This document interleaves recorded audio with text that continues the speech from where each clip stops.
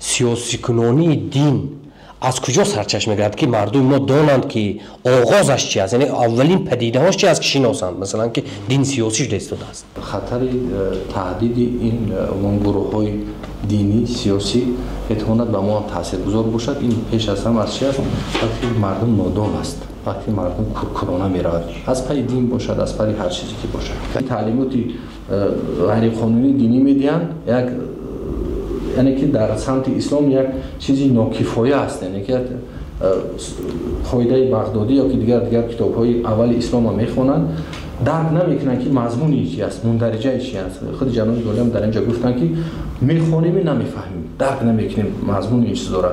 بعدم که در روسیه و دیگر دولت‌هایی که با مهاجرت میروند، بسیار وقت جوانان ما را در تفسیر همین سوره ها فریب میدهند.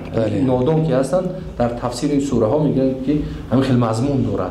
هم جوانی که نورسی که من مفکوره تنگ دارد، یعنی که دانشی دنیوی کامل ندارد، فریفته می شود. برای این خطری